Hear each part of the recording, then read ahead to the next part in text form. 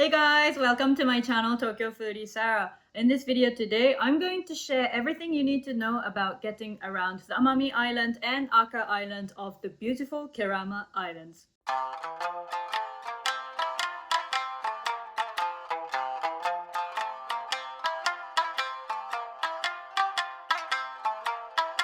Kerama Islands consist of Zamami, Aka, Keruma, and Tokashiki Islands as the 4 inhabited islands. If you want to go to the Kerama Islands but aren't sure how to get around these islands from the main island, this video is for you. So make sure to stick till the end of the video to save you time doing tons of research, which is something I ended up doing. Tip number 1. Choosing Kerama Islands over other islands. If you're dreaming of experiencing the mesmerizing ocean referred to as the Kerama Blue, you're in the right place. First of all, when I was planning for this trip, I knew I wanted to go to smaller islands from the main island.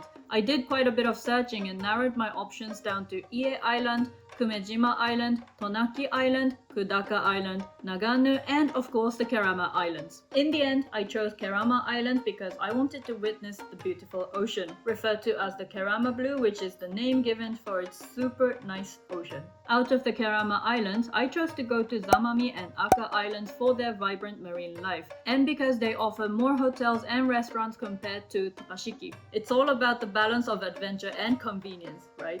Tip number 2. Booking and getting on the ferry. There are 2 main ferries, Queen Zamami and Ferry Zamami. I opted for Queen Zamami because it's faster. With the express ferry Queen Zamami, you can get to Zamami Island in 50 minutes and is 6,080 yen for a round trip.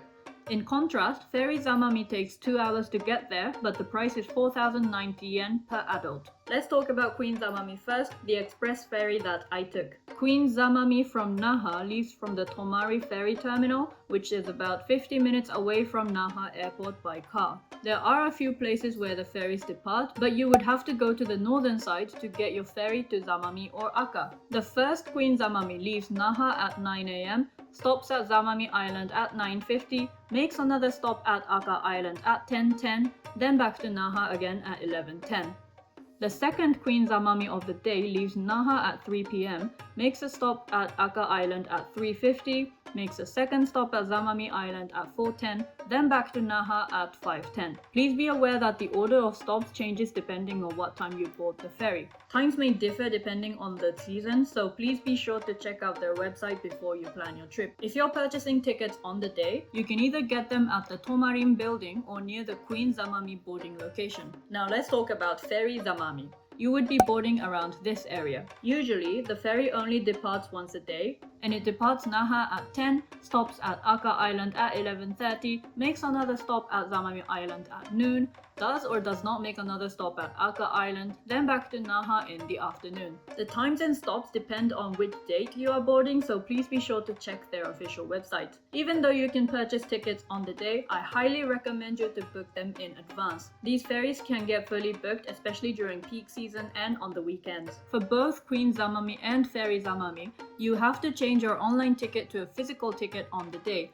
For this reason, you want to have enough time before departure. I saw a couple vigorously running towards the ferry I was on, missing the departure and hopelessly sitting down. Japanese punctuality is legendary and ferries are no exception. They leave exactly on time, so don't be late or you'll be watching your ferry sail away like the couple did. I can only speak about my experience with Queen Zamami, but if you're like me and like window seats, queue up early. Seats are first come first serve and you don't want to miss those stunning ocean views. For these reasons, just be early. On a side note, Queen Zamami and Ferry Zamami are only for if you are traveling between Naha and the islands. If you're traveling between the Kerama Islands, you would be taking a small boat called Mitsushima. The tickets for these boats can only be bought on the day. There are 4 to 6 ferries running per day and it's 300 yen for a ride. Schedule changes every day, so please be sure to check their website once again. Tip number 3. Length of stay. While the Kerama Islands are popular for a day trip from Naha, I highly recommend at least an overnight stay. This is because if you arrive by Queen Zamami at 9:50, the next Queen Zamami that goes back to Naha is at 3 PM. You will have enough time to enjoy marine activities and lunch, but you won't get to enjoy the beautiful sunset, have a delightful dinner, and really soak into the island vibe. Also, waking up in this peaceful nature is great. If you're having dinner on the island, make sure to book them in advance. There are not that many restaurants on these islands, and the popular ones do get booked out quite early. That being said, tip number 4 is to have some flexibility in your schedule. This is because island weather can be unpredictable. Our initial plan was that we arrive in Zamami in the morning on a Thursday, stay overnight, enjoy Aka Island for a day on Friday, come back to Zamami on Friday and stay overnight, then go back to Naha in the afternoon on Saturday.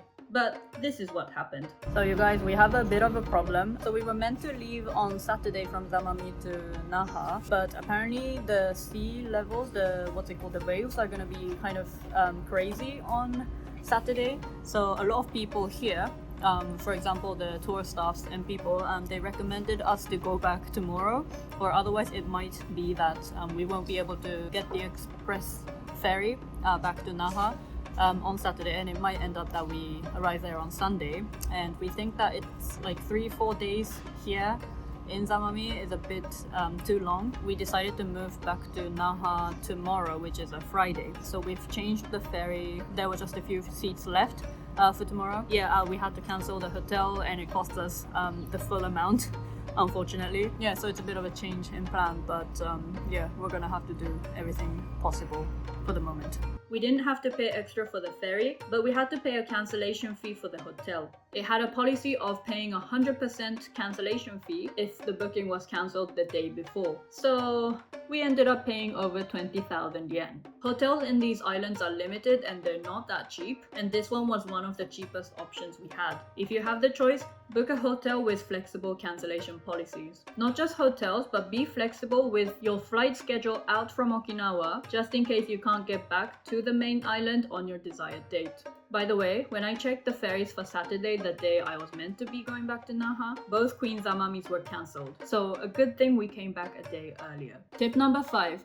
Things not to do on the island. While these places are great traveling destinations for all of us, local people are living on the island, so please be respectful. There are general do's and don'ts on the island, such as don't litter, don't take away plants, and don't smoke while walking, but there are also things like don't damage the coral, don't take any animals with you into the island, and don't walk around the city in swimsuits. Also, the sun in Okinawa is generally really strong, so make sure you have enough sunscreen, hats, and glasses, and stay hydrated at all times regardless of the season you are visiting.